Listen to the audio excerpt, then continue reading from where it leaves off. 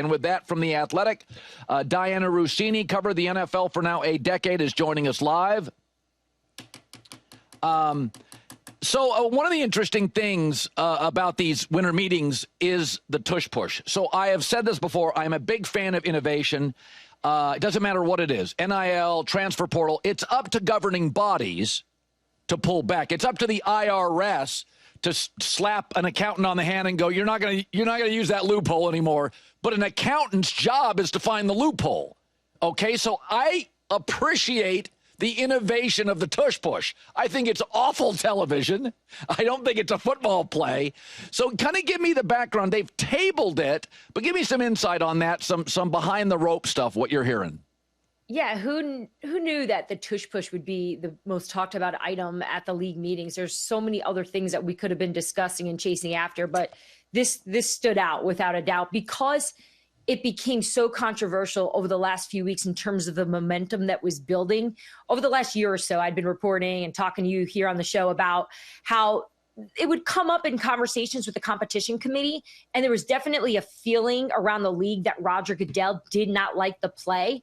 But no one ever thought that it would get to a point where it would seriously be in trouble here of getting banned. Right. So now here we are where we're at the owners meeting at the beautiful Breakers Hotel with the sun shining down on us. And you've got people from the Philadelphia Eagles running around talking to all the different coaches and GMs, trying to convince them that they shouldn't ban this play, laying out all the reasoning. And the big thing you need to know about this is the people that are opposed to it have been saying that it's due to the fact that it's the safety of the players is the concern. But there's no data to back it up at this point, right? So people like Philadelphia are going, well, there's no data here. So what are we talking about? Is it just because you think the play is ugly? Sean McVay came out publicly and said that that's his reasoning.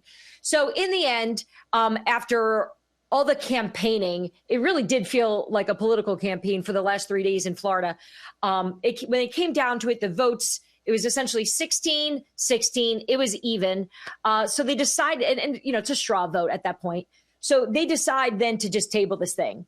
And that is just nothing but bad news for Philadelphia. Because essentially what they're going to do is Green Bay, the team that proposed it, is got to be the team that rewrites the language.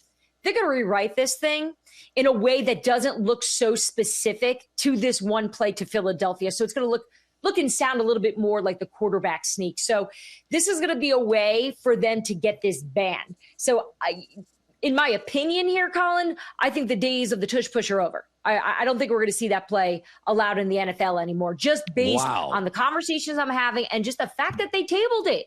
And look, at the end of the day, when owners know that the commissioner, Roger Goodell, does not like something, it tends to push them in one direction, and that's in favor of what Roger Goodell wants. Is there a specific reason, I've got my own theories, but why Aaron Rodgers wouldn't just say, I'm going to be a Steeler? What's the weight here? Is it like because DK Metcalf was so, in my opinion, overpaid, that there's only about $30-some million for Aaron. He's not going to sign a Russell Wilson deal. He won't, I don't blame him. He's like, hey, I'm not going to sign one of these performance deals. I want at least Sam Darnold money. Is that the holdup, the money, or is it something else? It's funny. It's the hardest question I get in sports in all the years I've been doing this. What is Aaron thinking? Who knows? Who knows? But to your point, when it comes down to it, usually it's money, right? Financials are always part of it. He does not need to sign and take some cheap deal. He knows that the Steelers need him. Do I think he was going to be willing to take less to play for a team that he thinks is a Super Bowl caliber team like the Minnesota Vikings, let's say? Absolutely. But I think this situation is different. I think he understands that he's got the leverage in terms of their needs. And that really just brings us to where we're at.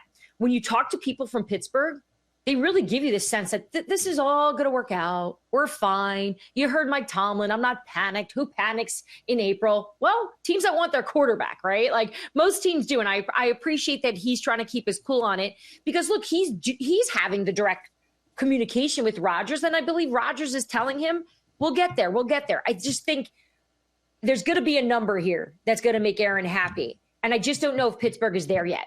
So until we see where this is headed, for now, I think Pittsburgh is in a position where they're just going to wait. And ownership knows, and they trust that Mike Tomlin and Omar Khan are going to be able to get this deal done, because otherwise this is going to put Pittsburgh in a really, really bad spot. Yeah.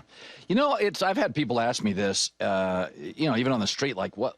They don't understand Minnesota. So they had Darnold and almost re-signed him. They brought in Daniel Jones. They sniffed around with Aaron Rodgers.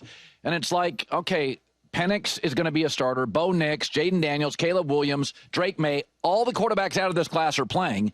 We think Kevin O'Connell's the shrewdest. He's one of these shrewd guys that knows offense. They traded up to get him, and they're like sniffing around at a lot of quarterbacks. I wonder sometimes if Aaron's still looking at them and waiting for a call. I don't know. What is the deal? Is it that second surgery thing with J.J. McCarthy? It definitely makes you wonder what is going on in Minnesota, because it doesn't feel as clear as it needs to be. But I think some of that has to do with the fact that he's a young quarterback coming off a serious injury. They don't know where he stands at exactly when it comes to full speed football, although Kevin O'Connell and their general manager have both come out publicly in the league meetings and say that he has checked off every single box. And I've actually felt a swing over the last 2 weeks, I'd say, in favor of them being all in on JJ than ever before in terms of their confidence and belief that he can do it, almost as if they're tethered to him now, which they are, because they traded up for him. So this regime, this is their guy. And this is the guy that they decided to move on from after having Sam Darnold, who won 14 games for them in the building and wanted to be in Minnesota. I think that's where a lot of people don't get. They think that Sam wanted to be the highest paid, get the most money he can get in a contract. He wanted to stay a Viking, and I think he would have been willing to take less.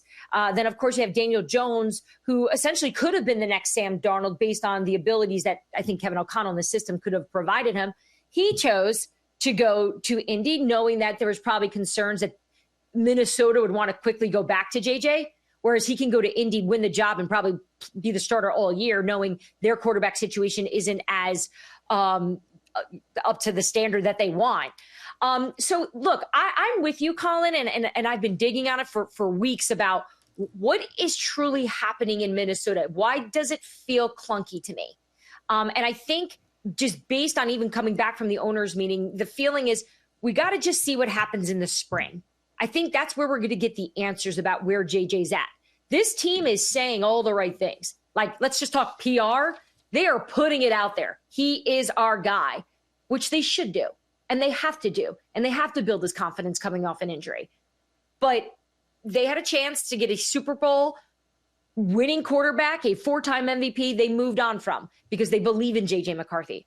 So that's good. That is good for J.J. McCarthy if this staff believes in him that much. We'll just see how it plays out in the spring and if he's really as good as they say he is at this point. So there's a lot of talk about, we'll wrap it up with this, Shedeur Sanders moving down in the draft. I like him. I don't love him. I think a lot of people feel like that. In your years of covering this league, you do a lot of stuff during the season and free agency. And Mel Kiper told me years ago, he goes, there's never less honesty than like 2 weeks before the draft. So, like, do you have any gems? Maybe it's Shedeur or anything else like that. Everybody is saying it's not a very good draft. There's a lot of Shedeur talk. In your 10 years covering the league, the last couple of weeks before the draft, is it a perilous time for you? Is it fun? Is it frustrating? Do people that usually talk stop talking? What is it like to cover the NFL 2 to 3 weeks before the draft? I love it. I love it because everybody loves to talk about everybody else. So this is where you can really try to get their opinions and thoughts about what other teams are doing and playing out different situations. And you're right. My job is to report the truth and to get accurate intel. So, your flags are up and you're pretty protective of certain things. And it tests your relationships.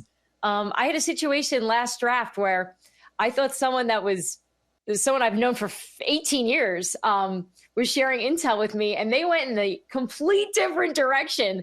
And when I followed up afterwards, I was like, hey, we talked so much about what you were doing. You were not doing that. And he was like, I couldn't do it. So to Mel's point, it is really hard sometimes, and you have to go with your gut and your instincts. Fortunately, I never reported what that guy told me, but look, it's hard. You have to figure it out, but you also have to have common sense. One of the best lessons I ever learned from Mike Silver, he said it to me a few weeks ago.